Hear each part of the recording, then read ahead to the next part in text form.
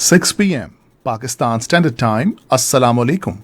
This is Radio Pakistan. The news read by Hassan Gilani. First, the headlines. Minister for Planning says a project of 10,000 megawatts solar power has been launched in the country to reduce use of fossil fuels. Minister of State for Petroleum has said the government is striving hard for the improvement of energy sector to provide affordable energy to people. All Parties Hurriyat Conference says India is subjecting the people of Indian illegally occupied Jammu and Kashmir to the worst state terrorism. The developing countries at COP27 Climate Summit in Egypt have demanded establishment of a fund to help countries recover from damage caused by climate disasters. Chinese president has asked the world to jointly reject a Cold War mentality and block confrontation. North Korea fired a ballistic missile from east coast city of Wonsan today. And now the news in detail. Minister for Planning and Development Ahsan Iqbal says government is working to promote solar power in the country instead of fossil fuels.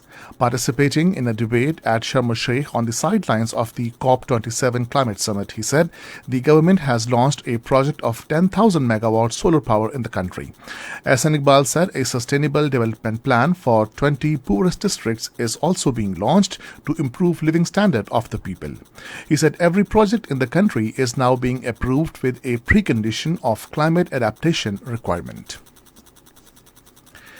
Minister of State for Petroleum Musaddiq Malik has said the government is striving hard for the improvement of energy sector to provide an affordable and sustainable energy to the people. Addressing a ceremony in Islamabad today, he said we would encourage agriculture sector to move towards sustainability. He said our vision of Pakistan is to energize upward mobility of the people. Acknowledging problems of demand and supply in the energy sector, the Minister of State said we are utilizing state-of-the-art means to overcome these issues. President Dr. Arif Alvi has stressed the need for conflict resolution in the developing countries. He was addressing the concluding ceremony of Magla Dialogue in Islamabad today. The president said Pakistan has been trying to come to solutions of all its borders.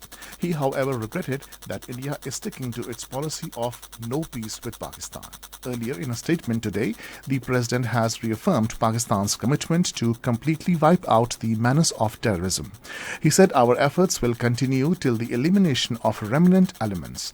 The president strongly denounced the firing of terrorists in Bajor. He paid tribute to the valiance of martyred security personnel. The president said those rendering sacrifices are an asset to this nation.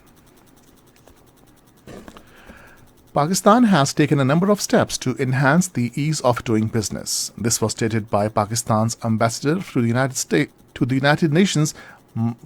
States, Masood Khan, while talking with the board of directors of the Pakistan-American Chamber of Commerce in Los Angeles. He said Pakistan is an ideal destination for U.S. investors and business due to its unique geo-economic position and impressive demographic cohorts. The Pakistani envoy appreciated the work done by the Chamber to promote trade and investment ties between Pakistan and the U.S.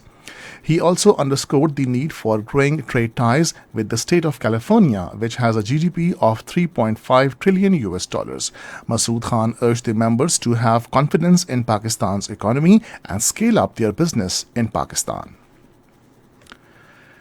Special Assistant to the Prime Minister on Industries and Production, Tasneem Ahmed Qureshi, has stressed the need to improve productivity to remain competitive both in local and global markets.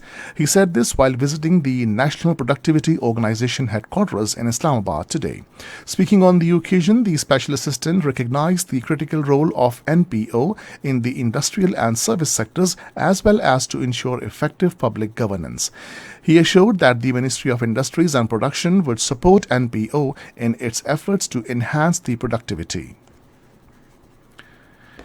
The United Nations Population Fund representative Dr. Louis Sabaniha presented his credentials to the Secretary of Ministry of Foreign Affairs, Johar Salim, in Islamabad.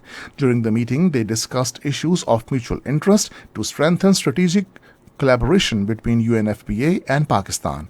Dr. Shabina will be leading the 10th country program cycle 2023-27 in Pakistan, mainly aiming at reducing preventable maternal deaths, unmet needs for family planning, and gender-based violence and harmful practices, including child marriage in Pakistan.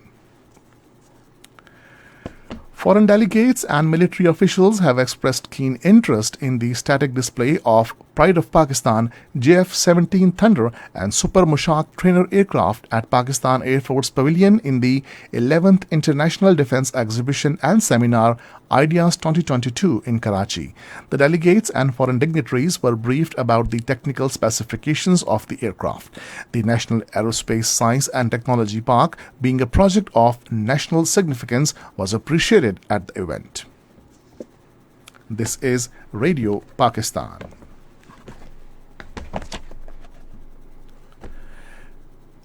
The All Parties Hurriyat Conference has deplored that India is subjecting the people of Indian illegally occupied Jammu and Kashmir to the worst state terrorism for demanding their internationally recognized right to self-determination.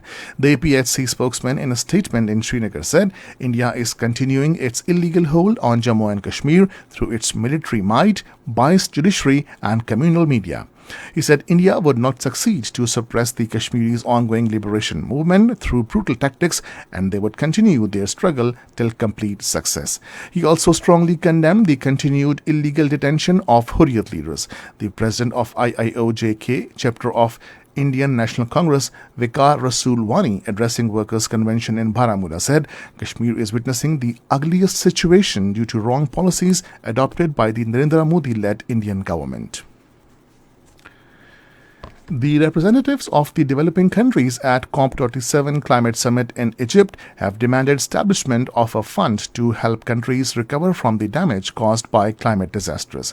Addressing a news conference in Sharm el-Sheikh, the environment ministers said anything less than establishing a loss and damage fund at this COP is a betrayal of the people who are working so hard to clean up this environment and the people fighting for humanity. China's President Xi Jinping has asked the world to jointly reject a Cold War mentality and block confrontation. In a written speech released to media by Chinese delegation at Bangkok to be delivered at a business forum, Xi Jinping said that acts that inflate conflicts and distort international norms are all too common. He also said unilateralism, protectionism, and any attempt to politicize and weaponize economic and trade relations should be rejected by all. North Korea fired a ballistic missile from east coast city of Wonsan today. South Korea's military said the ballistic missile was launched this morning, flying 240 km to an altitude of 47 km. Earlier, North Korea had warned of fiercer military responses to U.S. efforts to boost its security presence in the region with its allies. China has called for addressing North Korea's legitimate concerns after Pyongyang's threat to the United States with a fiercer military counteraction in response to the U.S. offer of extended deterrence to South Korea. Speaking at a briefing in Beijing, Foreign Ministry spokesperson Mao Ning said China has noticed DPRK's position on the U.S., Japan, South Korea joint statement of extending deterrence to North Korea. French President Emmanuel Macron has said an offer to cooperate with Australia on submarines deal is still intact even after a bitter row over a cancelled contract last year. Talking to media in Bangkok, Macron said the French offer remains on the table.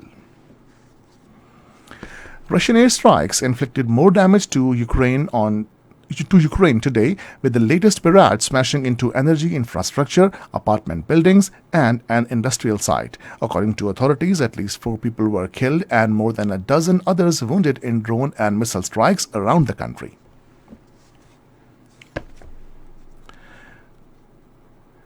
Second T20 international match of 2-match series between Pakistan under-19 and Bangladesh under-19 cricket teams will be played at Multan Cricket Stadium tomorrow.